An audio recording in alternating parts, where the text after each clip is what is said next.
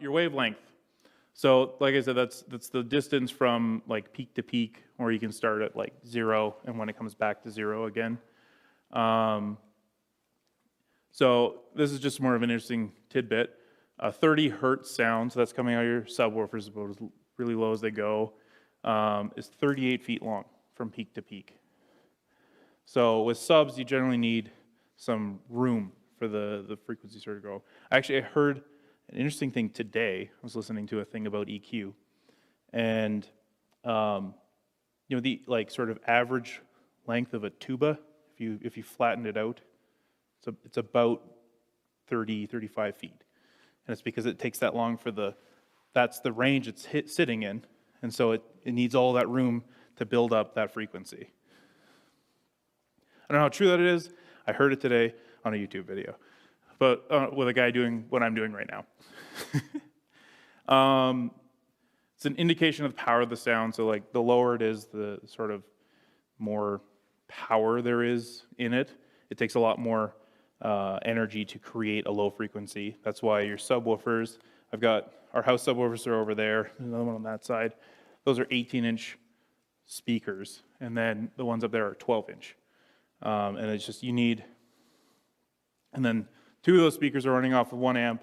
That one has its own amp that's at about the same power. It's about 1,000 watts, I think, just for the sub. It just needs that much energy to create a wave that big.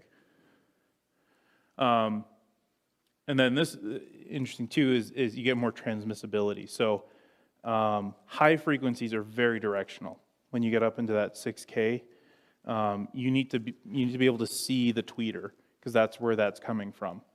For your bass frequencies, though, when you get down to 30 hertz, it's coming out of all 6 sides about equally.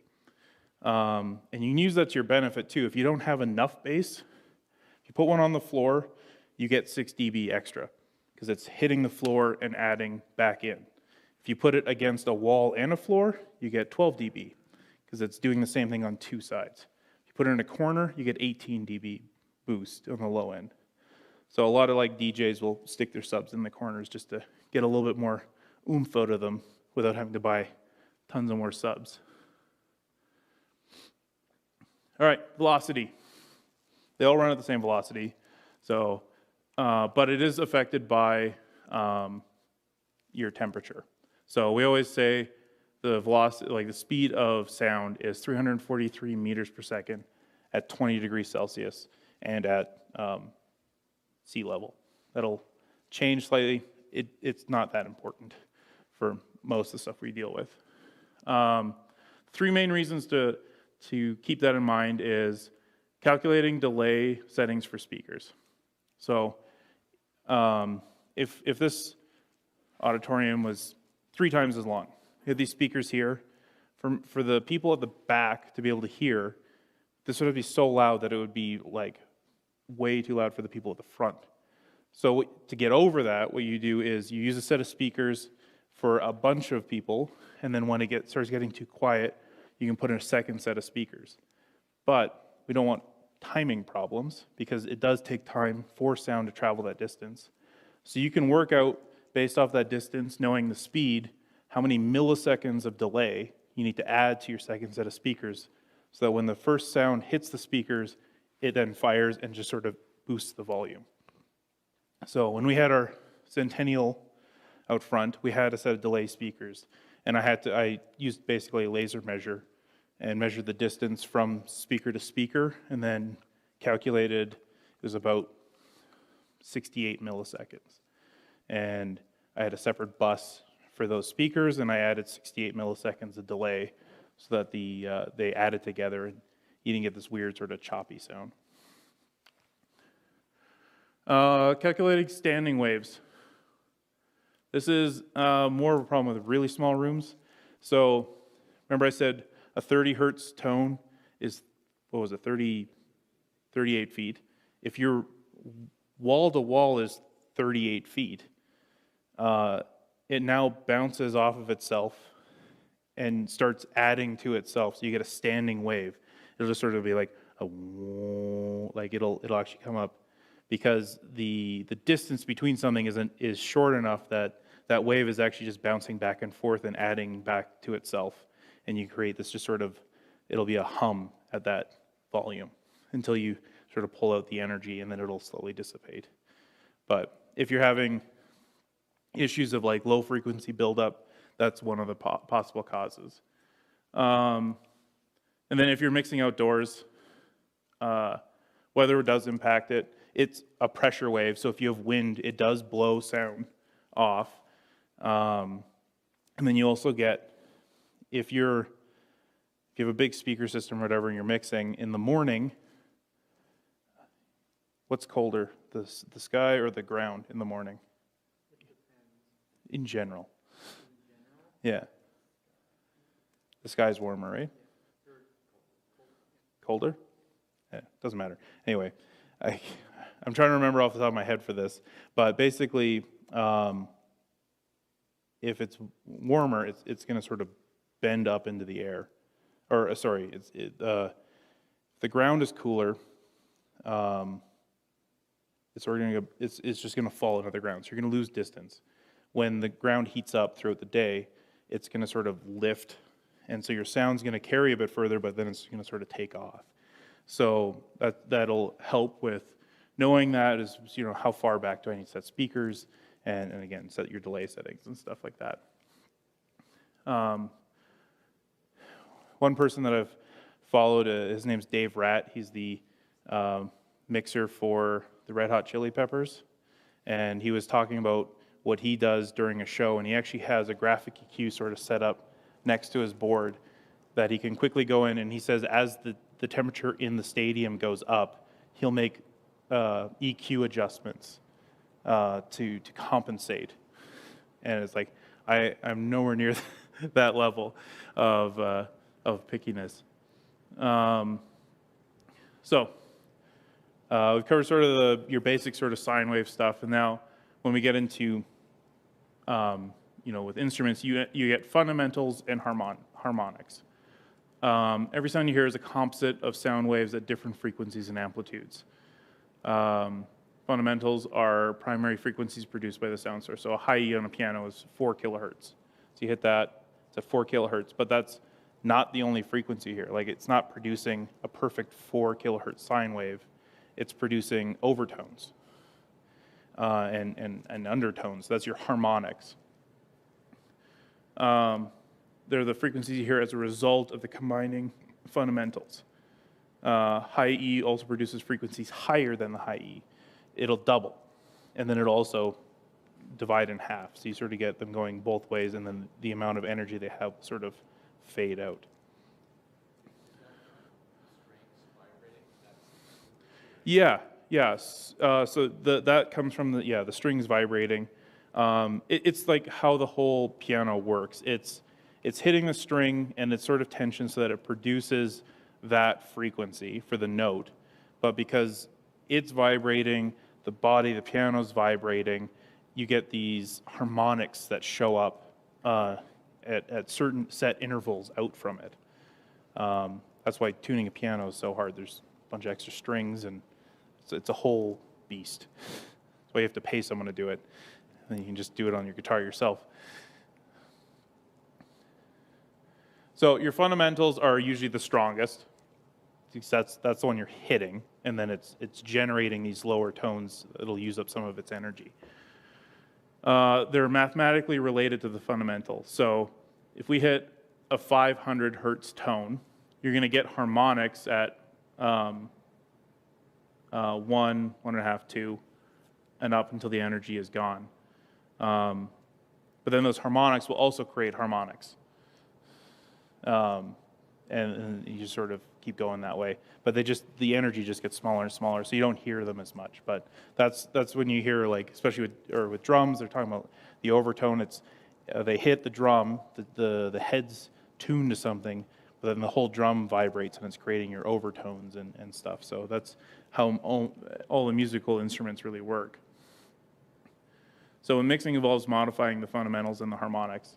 One trick I do for acoustics is, because they're all generally the same size, there's actually a fairly common set of frequencies that are a problem because of their harmonic resonance in the body of the guitar. So it's like 315, 630, and 1.2 kilohertz. So I'll just pull those out, and generally the guitar clears up because it's just sort of an extra noise that's being built up because of the size of that guitar. It's creating those standing waves. And then we have the inverse square law. So this actually is involved with light. It's anything that's a point source. You have a point, and it's going out from there. Because it doesn't just, spread out this way, it's also spreading out this way. You get like a quadrupling for every doubling of distance, or going the other direction. As you move away, it's going to be a quarter of the power as you double your distance away from the source. And so that works out to a 6 dB drop for every doubling. So that applies in sound, where that's important is speakers. If you measure the distance from your speaker to your front row, and then you measure the distance from your speaker to the back row, that'll give you an idea of how much drop-off you're getting as you move back. Because whatever they're getting, and then you can double the distances. So if that's, 10 feet to the front row, once you go to 20 feet from the front row, you've doubled your distance, so you've lost 6 dB of volume. And then it would take 40 feet from the front row, and you've lost 12 dB. And so that's where you would work out whether or not, I need delays so I can keep building that sound up as we go further out. One of the ways that we deal with this, especially in churches too, is you put the speakers up. Because now if we think of a triangle, you have one point at the speaker, one point at the front row, one point at the back row. As we move that speaker up, we've increased the distance to the front row. So that gives us a better ratio of the distance from the front row to the back row. And so you can get a more even sound. As a goal, you're generally trying to hit like 2-to-1 to 3-to-1 ratio. Any more than that, then it's too quiet for the people in the back, or to get it loud enough, then it's too loud for the people in the front. But the other place that this really kicks in is microphones.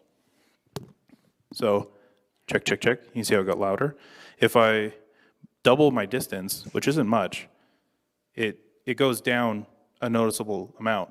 And if I double this distance again, that's a considerable drop. You can hear, so where that really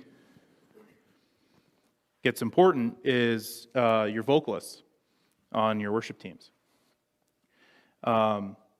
As they move that mic away, you're losing signal, and a lot, and it happens really fast. So the difference between someone eating the microphone and someone just holding it just out here is considerable. From here to here is, they can, if they're somewhere in this range, it's about the same. But that's where it's really important to sort of iterate to your worship team, like really get on that microphone, because then when you're setting gain, I'll get more into gain a little bit later, but one of the things to think of, this isn't what's happening, but one way to think of it is as you turn that gain up, the mic becomes more sensitive. The microphone is picking up absolutely everything in the room, but you have to think of this doubling of distance, so the further away it is from that thing, it's picking up less and less of it. But as we turn up the gain, we're just boosting the volume of everything that's hitting the microphone. And so at some point, if we're having to turn the gain up too high, just so we can hear their voice or get their voice at a good level, you're turning up the snare drum in their microphone. And at some point, you're going to hit a point where what's coming out of the monitor in front of them or the speakers and bouncing off the wall becomes louder than what initially went in, and you get feedback because it creates a loop where it gets louder and louder and louder at a set frequency. So one of the best ways to deal with feedback on mics is to get it as close as you can and get as loud as you can. The louder they sing, the less gain we need because they're giving us more signal already. Any questions on that? No? I actually. Yeah. One guy at our church who, when he led worship, he would always, not always, but most times he would complain about a hot mic. Yeah. He'd be up there and said, oh, this mic is really hot. Yeah. And somebody else would go up right after that and they never said a thing. Yeah. So how does the sound guy, who's not very capable like myself, how does he know this guy's talking about a hot mic? It didn't sound any different to me at the back. Yeah. So the question is about someone complaining about a hot mic, someone else isn't.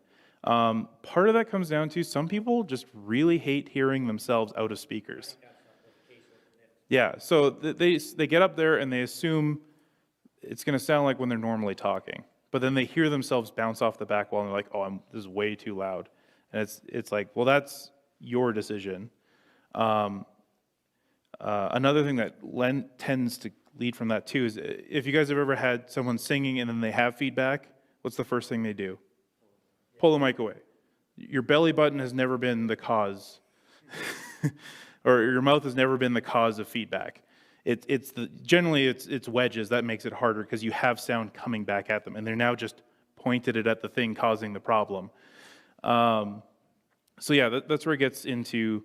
We'll get into some gain setting stuff, so you'll actually adjust gain as you move between if different people are using the same mic, you might have to adjust some gain, and we'll cover that. But some of it just comes down to, it's like, you're going to hear yourself louder because you're being amplified. Like, I'm hearing myself ring through the room right now, and it's very weird for me because like I said, I don't like talking into microphones.